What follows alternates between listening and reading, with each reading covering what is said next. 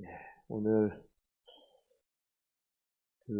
요 장면, 이 땅을 분배받는 이 장면 가운데 저희가 사실 그 지역이 나오고 이 족보가 나오고 이름이 나오면 이거를 다 기억할 수는 없어요. 다 기억할 수는 없는데 이렇게 성경 읽을 때 어, 한번 공부하듯이 한번 좀 적어보면 요 내용을 쭉 적어보면 요셉의 아들이 므낫세와 에브라임 있잖아요. 근데 므낫세 지파니까 므낫세 밑에 오늘 1장에 나오는데 므낫세 아들 마길의 아들 길앗 밑에 나와 있는 아들이 2절에 가면 아비에셀, 헬렉, 아스리엘, 세겜, 헤벨, 스미다. 이게 이제 형제로 이름이 나오고, 그러니까 이 성이 다 나오지 않지만 그 형제들 밑에는 다 아들이 있는 거예요. 아들이 있는 건데 그 헤벨을 이야기하면서 그 헤벨 거기 보면 길라스의 아들이 6명이 나옵니다. 6명이 쭉 나오고 그 헤벨이라고 한 명을 언급하면서 헤벨의 아들 슬로보앗을 이야기하는데 슬로보앗은 아들이 없어요. 딸만 5명이에요. 그런데 아들이 없이 슬로보앗이 죽었단 말이죠. 그래서 오늘 여기 나와 있는 설명은 거기까지 나와 있긴 하지만 이 민수기 27장에 조금 더 자세하게 나와요. 거기를 잠깐 좀 펴볼 필요가 있어서 좀 피겠습니다. 민수기 27장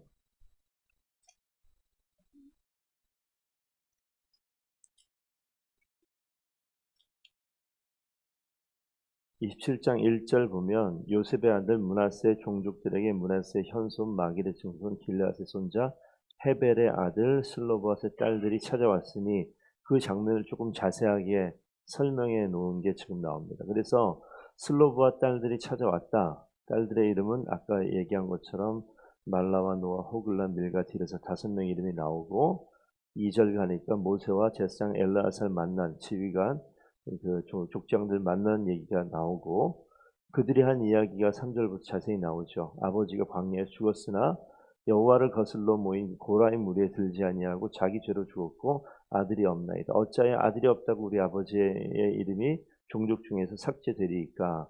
우리 아버지 형제 중에서 우리에게 기업을 주소서.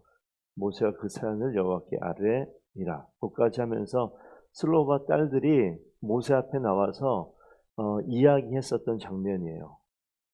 그러니까 요 장면을 지금 잘 보게 되면 지금 여호수아에게 이 그 땅 가서 땅을 분깃으로 나눠주는 그 장면 보면 그 장면에서 지금 어떤 일이 벌어지고 있냐면 모세에게 이야기했었던 장면이잖아요. 모세와 제사장 엘르아살 지휘관 앞에 회중 앞에 나가서 과거 이야기를 지금 가지고 와서 이 땅을 이야기하는 겁니다.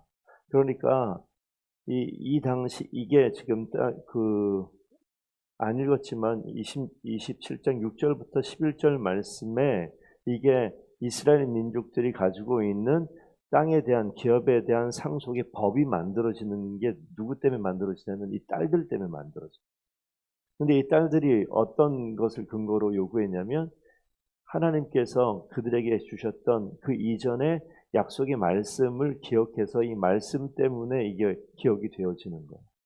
그러니까 이게 원래는 이스라엘 민족은 그냥 아들 우선으로 다 상속을 해주는 거예요. 그래서 입 다물고 있었으면요, 이 가문에는 아무런 기억도 없는 장면인데 이 딸들이 하나님께서 땅을 약속했었던 그 근거를 가지고 가서 지금 땅을 요구했기 때문에 이 법이 생깁니다. 그래서 그 이 법이 그냥 끝나는 법이 아니라 나중에 가게 되면 룻기가 나오죠. 나오미. 이 룻이 땅을 상속받는 근거의 법이 사실 여기에서 비롯되어지는 거예요. 여기 보면 6절 한번 볼게요. 여호와께서 모세에게 말씀하시죠. 7절 슬로브와 딸들의 말이 옳으니 너는 반드시 그들의 아버지 형제 중에서 그들에게 기업을 주어 바뀌어야 돼. 그들의 아버지의 기업을 그들은 누구냐면 딸들입니다. 딸들에게 돌리라고 주라고 얘기합니다. 그러면서 8절에 하나님께서 모세에게 법을 만들어 주는데 8절 이스라엘 자손에게 말하여 이르기를 너는 사람이 죽고 아들이 없으면 그의 기업을 딸들에게 기업 물을 자라는 말이 지금 여기서 지금 나오는 거예요. 아들이 없으면 딸들에게 주고 딸이 없으면 그의 형제들에게 주고. 그러니까 아버지를 중심으로 생각해 보세요. 아버지에게 아들이 있으면 아들에게 가는 거예요. 아들이 없으면 딸에게 가는 거예요. 그러니까 하정이가 가는 거예요. 근데 없으면 이 아버지 형제에게 가는 거예요. 이 형제도 없으면 그 위로 올라가서 큰아버지, 그 위로 올라가서 주는 거죠. 그래서 형제가 없으면 아버지 형제에게 줄 것이요. 그의 아버지 형제도 없으면 그의 기업을 가장 가까운 친족에게 주어 이렇게 나오잖아요. 그러니까 룻 같은 경우에 왔더니 기업 물을 자가 찾다가 이게 보아스까지 가는 게 이 근거로 가는 거라고요. 그러니까 오늘 이 슬로바스의 딸들이 자신이 가지고 있는 이 아버지가 없고 아들 형제가 없을 때 자신들이 아버지의 혈통이 아들이 없잖아요. 그런데 그 상황에서 그 기업을 계속해서 유지하려고 하죠. 그래서 이 이후에 그 슬로바 딸들에게 이 밑에 이제 땅을 줄 때 어떤 일이 벌어지냐면 그 가문에 같은 지파 사람과 결혼을 해서 아이를 낳을 것을 조건을 달아서 이 땅을 줍니다. 왜냐하면 이 지파에게 준 땅이지 이 딸들에게 준 땅은 아니거든요. 지파가 유지되게 하기 위해서. 그래서 이 내용은 그렇게 보고 중요한 것은 이 장면 속에서 하나님께서 지시하셨던 이것을 잊어버릴 수도 있는데 이 슬로바스 딸들이 뭐냐면 하나님께서 약속하신 말씀을 기억해서 그것을 주장한 거예요. 그러니까 이 장면을 보면 하나님의 말씀을 기억하고 그 말씀에 근거해서 살아가는 게 얼마나 중요한가를 다시 한번 볼 수 있는 그런 장면입니다.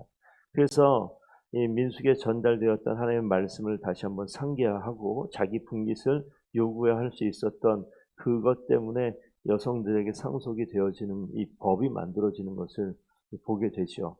그래서 오늘 그 장면을 잠깐 보면서 그 뒤에 한번 15장부터 나왔던 이 반복되는 사건이 있어서 보는데 15장 63절 맨 마지막에 나왔던 예루살렘 주민 여부수 족속을 유다 자손이 쫓아내지 못했다는 장면 하나 나오는 것과 16장 맨 마지막 10절 보면 게셀에 거주하는 가나안 족속을 쫓아내지 아니하였다. 그래서 어제 말씀드리기를 쫓아낼 힘이 있어도 안 쫓아낸 것과 못 쫓아내는 이런 차이가 있는데 오늘 그 읽지 않았지만 17장 12절 가면 또 그런 장면이 또 나와요. 므낫세 자손이 그 성읍들의 주민을 쫓아내지 못하매 가나안 족속이 결심하고 그 땅에 거주하였더니 13절 이스라엘 자손이 강성한 후에야 가나안 족속에게 노역을 시켰고 다 쫓아내지 아니하였더라. 요 12절 말씀 보면 이게 유다 지파와 에브라임 지파가 했었던 걸 섞어놓은 것 같은 그런 느낌이 나와요. 그래서 쫓아내지 못했다가 쫓아낼 수 있었지만 안 쫓아내고 계속 그들을 노역으로 사용했었던 그런 모습들. 그래서 하나님의 약속의 명령을 그대로 지키지 못하는 그런 모습이 여전히 나온단 말이죠. 그러니까 이 앞에 유다 지파, 에브라임, 므낫세 이 지파들은요. 이스라엘 12지파 가운데 어쨌든 상징적인 그러한 지파예요. 그 장자로서의 권한을 갖고 있는 지파이기도 하고 가장 강력한 힘을 가지고 있었던 그런 리더와도 같은 지파인데 이 모든 지파들이 먼저 우선 땅을 분배받고 그 땅 가운데 정착을 하는 과정 가운데 이들이 실수했었던 모습이 항상 같이 등장을 한단 말이죠. 신앙생활 하면서 하나님의 귀한 은혜를 누리는 과정 가운데 이런 부분이 항상 우리 가운데 있어요. 나태함으로 말미암았든지 두려움으로 말미암았든지 하나님 약속의 말씀을 그대로 주장하지 못하고 멈춰 있고 머물러 있고 타협하고 이런 모습들이 나타난단 말이죠. 그래서 이 모습을 왜 성경이 기록해 놨을까 한번 기억해 볼 필요가 있습니다. 그러면서 우리의 삶을 돌아오면 나는 과연 내 삶의 신앙의 여정 가운데 내가 두려움으로 인해서 하나님의 약속의 말씀을 순종하지 못한 것이 있지 않은가? 아니면 나의 편리와 유익을 위해서 그냥 내버려 두고 여전히 타협하고 있는 게 있지 않은가? 이런 부분을 생각해 보셔야 될 것 같습니다. 그러면서 이들이 그렇게 그런 과정 가운데 오늘 한 군데만 더 보고 마무리하겠습니다. 17장 14절 보면 요셉 자손이 그의 요셉 자손이는 여기 보면 에브라임 므낫세에 해당되어지는데 이 지파들이 지금 어디를 가냐면 여호수아에 찾아가죠. 지금까지 내게 복을 주신 분의 큰 민족이 되었습니다.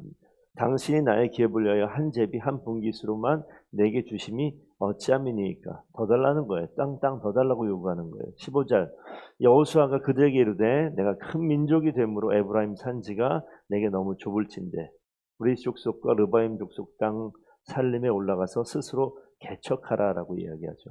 땅을 더 요구하는데 그냥 땅을 주는 게 아니라 땅 줄 테니까 너희들이 그것을 개척하라. 전쟁해야 되는 거예요. 땅을 가서 뺏어야 되는 그런 내용들이 나옵니다. 그러면서 18절 가면 그 산지도 너의 것이 되겠는데 비록 살림이라도 너가 개척해라. 끝까지 내 것이 되리라. 오늘 약속의 말씀을 보고 좀 무엇을 우리가 좀 생각을 해야 되냐면 하나님께서 하나님 말씀을 근거로 다가갈 때 하나님께서 항상 반응해 주세요. 슬로바 딸들이 모세에게 약속했었던 말씀을 가지고 다가갔을 때 하나님께서 그들에게 약속의 근거에서 그들의 땅을 허락해 줍니다. 요셉 지파 사람들이 자신들의 그 민족의 근거를 가지고 이야기했을 때 하나님께서 허락을 해줘요. 그런데 그 과정 가운데 보시게 되면 오늘 17장 맨 마지막 절, 두 번째 줄 보면 맨 마지막 가나안 족속이 비록 철병거를 가졌고 강할지라도 내가 능히 그를 쫓아내리라 하였더라. 여기 보시게 되면 가나안 족속은 분명히 다시 나오죠. 철병거 가지고 있는 강한 족속이라. 하나님께서 땅을 허락해 주세요. 그걸 개척하라고 그래요. 개척의 의미는 싸워서 쟁취하고 그것을 얻어내라고 이야기합니다. 그런데 그게 녹록지 않아요. 그런데 하나님께서 이 약속, 이것도 역시 약속의 말씀의 근거에서 그 땅을 그냥 허락해 주는 거예요. 그러니까 해야 될 일들이 있습니다. 제가 여기 16장, 17장, 18장에 나오는 내용을 보시게 되면 하나님 약속의 땅을 이미 주셨고 그 땅을 얻게끔 하시는데 그 땅을 다 제비뽑기 하면 분깃을 나눠요. 그런데 그 땅에 들어갔을 때 여전히 그 땅에 거주하던 민족이 있습니다. 땅을 얻기 위해서는 그냥 이제 선 그것을 내 땅, 그냥 가서 사는 게 아니라 반드시 부딪혀 싸워야 됩니다. 우리가 하나님의 약속의 말씀을 가지고 주의 약속의 말씀을 가지고 하나님 나라 백성이다. 하나님의 사람으로 산다라고 얘기할 때 그냥 사라지지 않아요. 항상 부딪히는 게 있고 싸워야 되는 게 있고 버려야 될 것도 있고 내가 끊어내야 될 것도 있고 어떤 면에서는 어떤 자리에 가서 내가 뒤집어 바꾸어 놔야 될 그런 일들도 분명히 있습니다. 근데 그것들이 결코 쉽지 않아요. 하나님의 방법대로 그 땅에 문화가 있고 그 땅에 사람들이 있습니다.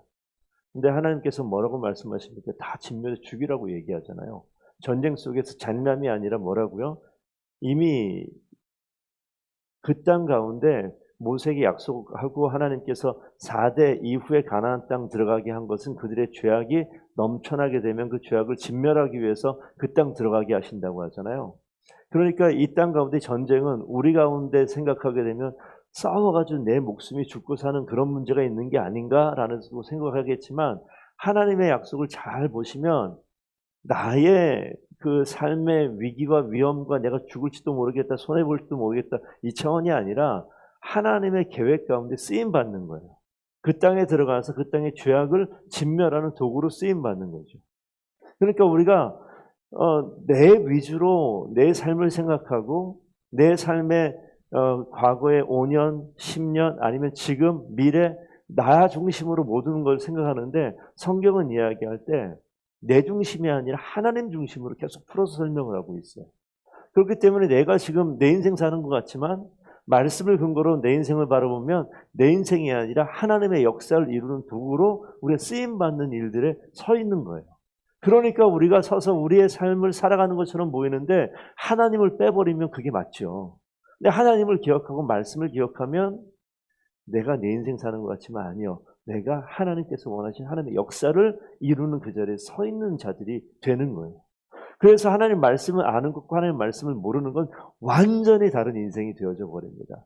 그래서 지금 오늘도 우리가 이게 허락된 하루가 있잖아요. 그리고 내가 내 인생을 오늘 계획하고 사는 것 같지만 하나님 말씀을 조금 더 깊이 있게 생각을 하고 말씀을 가지고 내 삶을 바라보고 내 주변의 상황을 바라보게 되면 하나님이 나를 도구로 세우셔서 하나님 나라를 살아내는 그 자리에 우리를 사용하시는 거예요.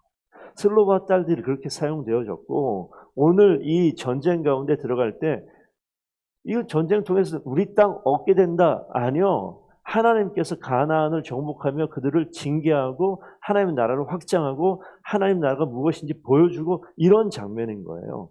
단순히 내 땅 넓히겠다 이런 차원으로 생각할 수도 있겠죠. 근데 그게 아니라고요. 그런 생각하니까 어떻게 하냐면 내버려 두는 거예요. 종으로 사용하는 겁니다. 노역을 시키는 거예요. 왜? 나 편하고자. 내 중심으로 사니까 싸움 안 하는 거예요. 내버려 두는 거예요. 그런데 하나님의 말씀을 망각한 거죠. 하나님의 말씀을 기억하면 철벽인데 싸우다가 칼이 날 것 같은데 아니 그냥 밀어붙이는 거예요. 그래서 우리가 항상 우리가 늘 마음속에 되어지는 게 뭐냐면 나를 생각하는 게 다 있잖아요. 우리가. 먹고 사는 문제가 있고 그 다음에 내가 일을 하게 되면 내가 어떻게 될까? 내 삶에 이익이 될까? 손해가 될까? 이게 항상 본능적으로 그렇게 생각할 수밖에 없는 게 우리 사람들의 모습입니다.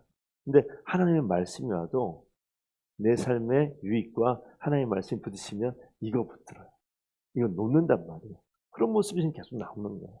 그래서 우리가 오늘 이 말씀을 기억하면서 하나님의 말씀에 근거해서 밀고 나가면 하나님께서 법도 바꿔놓는구나. 하나님의 말씀 믿고 밀고 나가게 되면 하나님께서 철병고도 무너뜨리시는구나. 하나님의 말씀 믿고 나가게 되면 하나님의 역사를 이루시는구나. 오늘 그것을 꼭 기억했으면 좋겠습니다.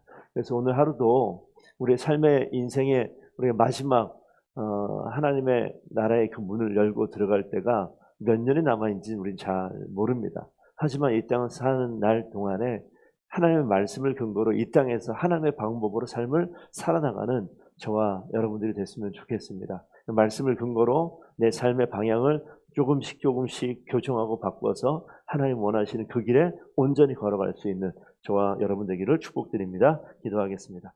아버지 하나님.